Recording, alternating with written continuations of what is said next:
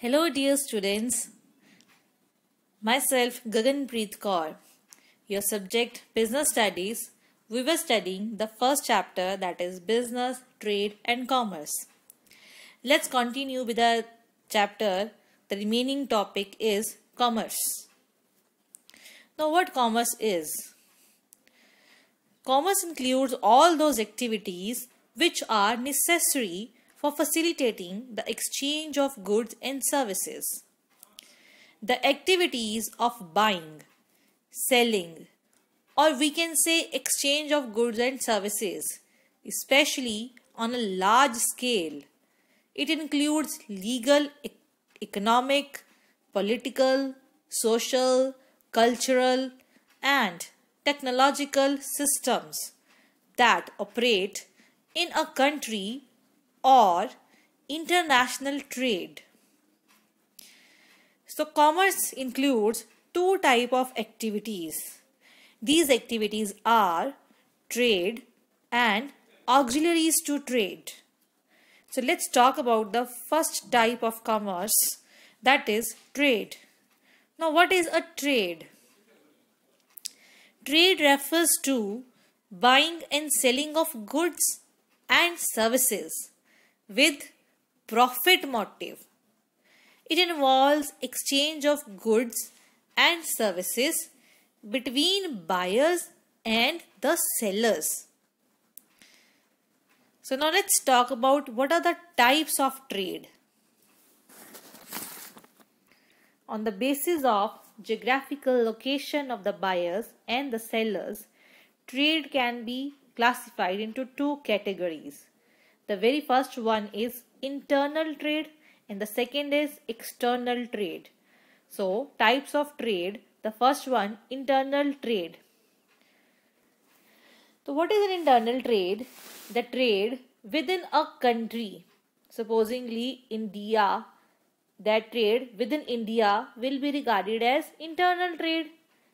It is also called the trade within the domestic territory or home trade. Both the seller and the buyer belongs to the same country.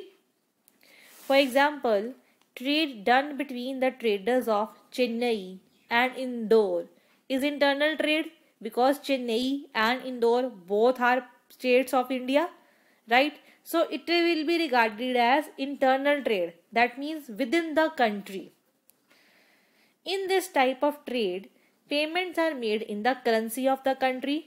As in India, we know that rupee is our currency. So obviously, the trade payment will be made in rupees only. So now, next is internal trade can be categorized into two broad categories. One is wholesale trade, the second one is retail trade. You must have heard about these two terms in your routine life. The first one, wholesale trade.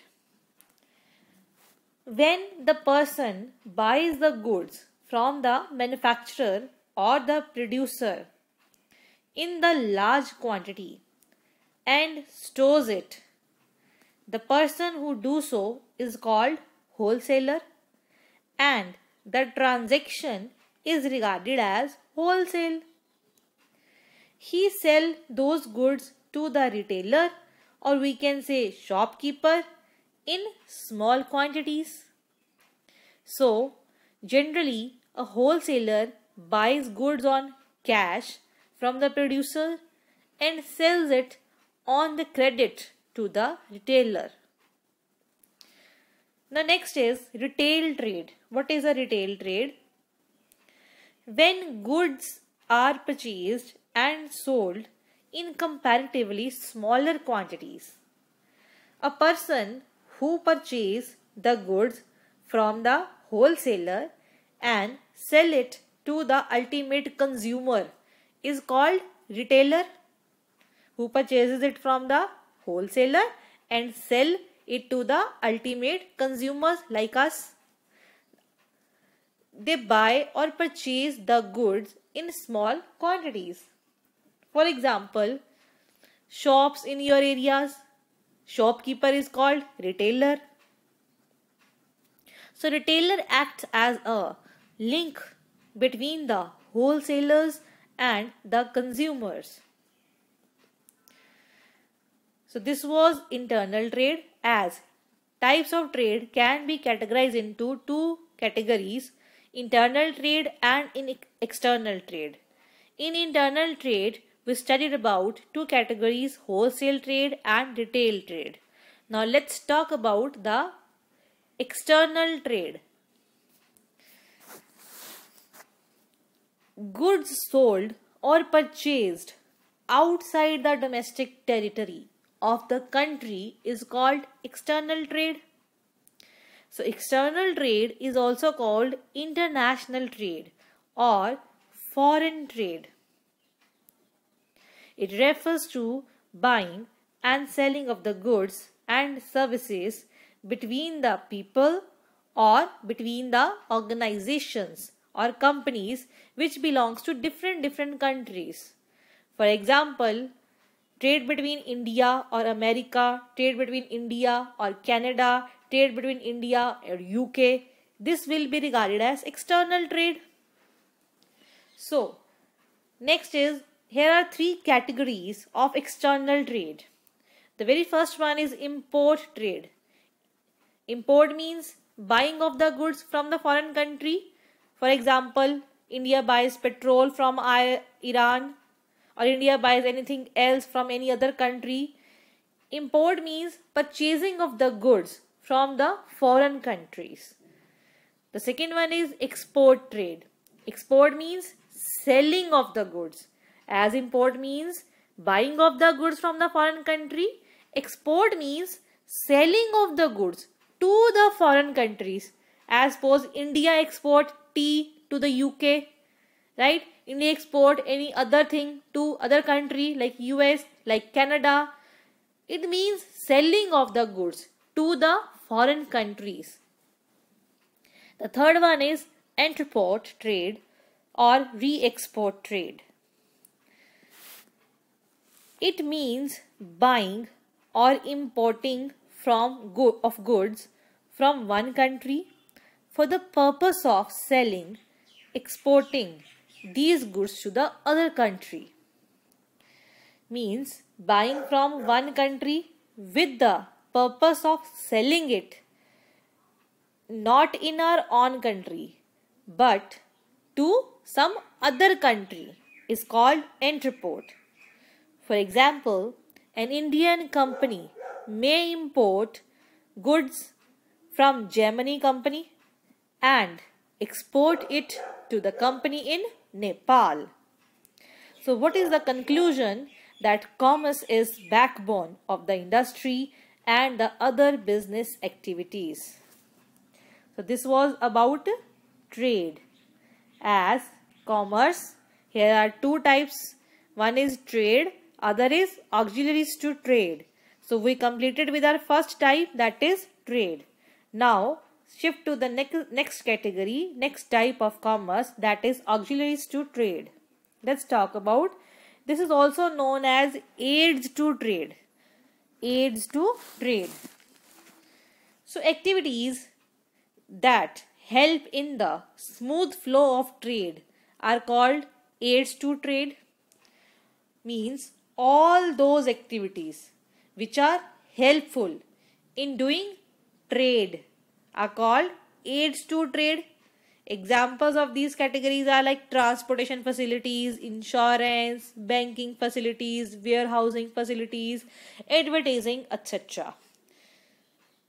So let's talk about these functions for aids to trade which supplement to trade are. The very first one here is transport and communication. Generally, goods are manufactured at a particular location, whereas these are demanded in different parts of the country. The raw material and finished goods both have to be supplied from one place to another, for which what we need? We need transportation. So that is why transportation is necessary. For example, Industries are mostly set up in remote locations or focal points. So, to supply the raw material to the industries, and when the production is complete, supplying them to the warehouses or market is the role of transportation. So, transportation helps in the movement of raw material to the place of production and then finished goods from the factories to the different parts of the country where they are finally consumed. It creates place utility by doing it. So, now let's talk about communication. Communication is necessary for the exchange of information between the producers, the traders, and between the consumers. We need to have a good communication facility. The common means of communication are internet, like postal services, telegram, fax, telephones, through which we can communicate with each other very easily nowadays. Second is banking and finance. As we all know that funds are required for what? For the formation, for the operation, and for the development of any business enterprise.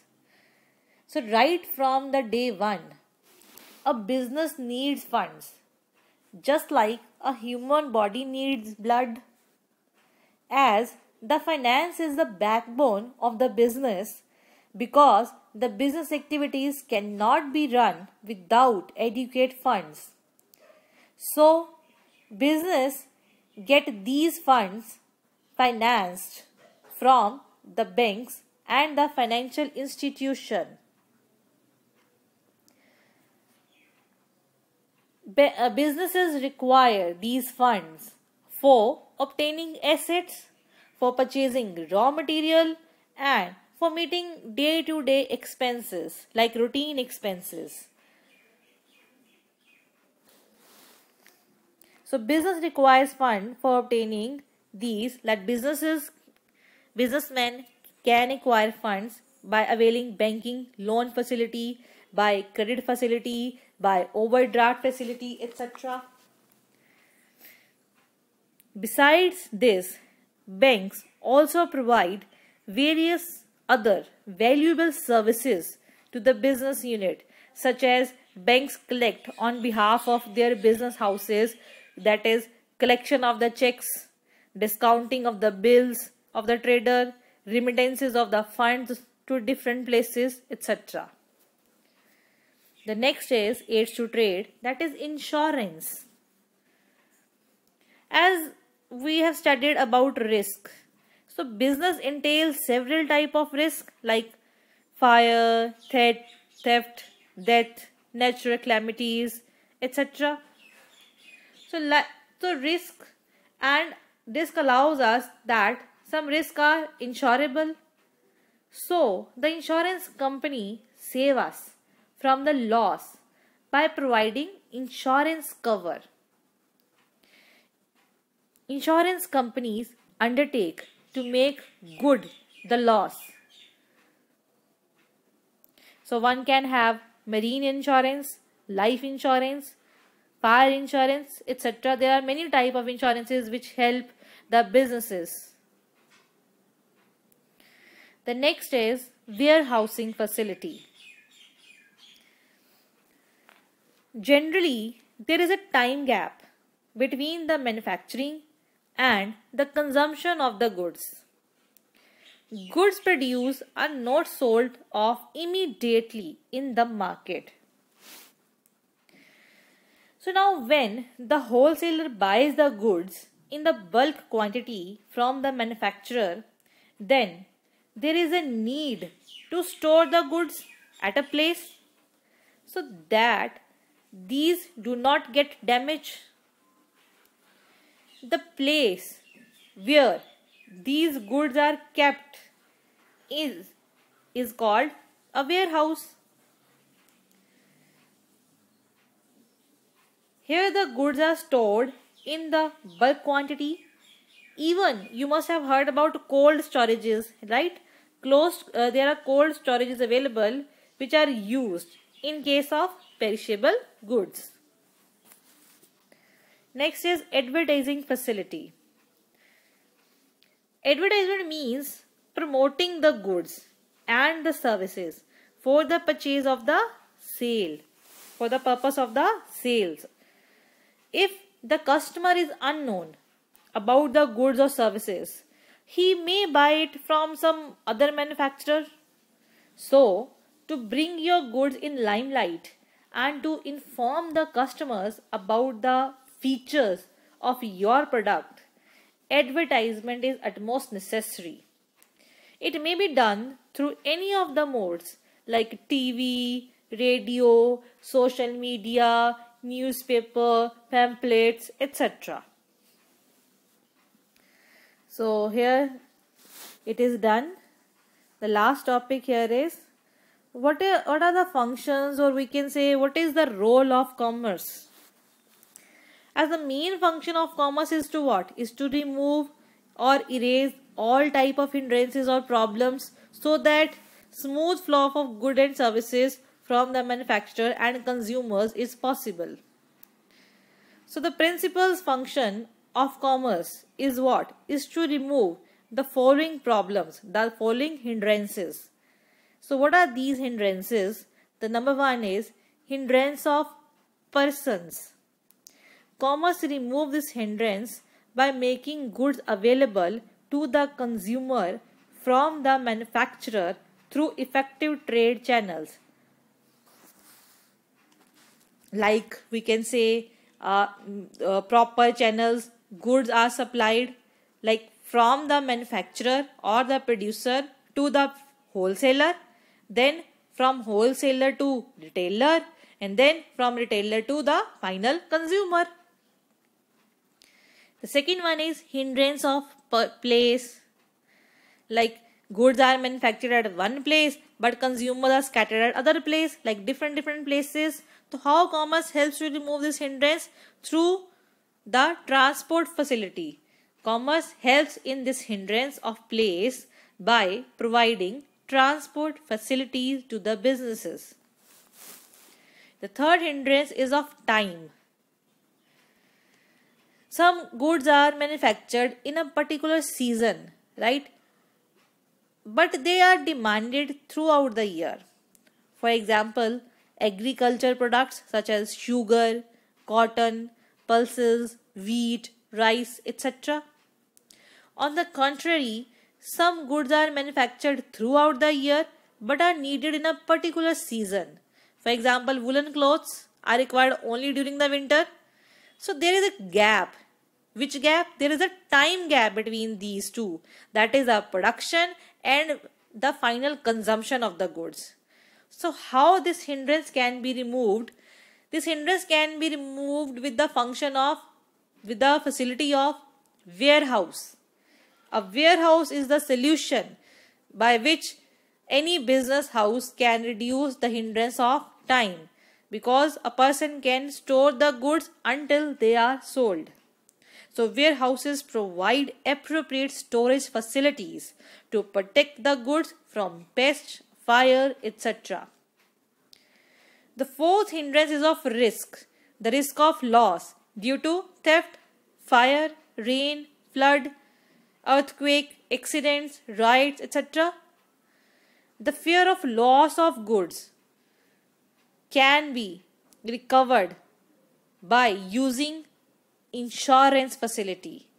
Insurance companies provide a coverage for all type of losses which a businessman suffer. The fifth one is hindrance of finance. Finance, as we all know, the funds are required. Funds are like blood for doing any business. So these finance problem can be reduced, or this hindrance of finance can be removed by availing which facility? By availing banking facility. The last hindrance is of information. Like as we have studied, consumers have no information about the product, that what kind of product is coming in the market and what kind of feature it is having. So how this hindrance of information can be removed? This hindrance of information can be removed by using advertising, by using advertisement facility of the commerce. This hindrance can be easily removed. The consumers will become aware about the features of the product and they will be able to choose from the alternatives as per their choice. So this is it. Your chapter is done. Okay students, thank you.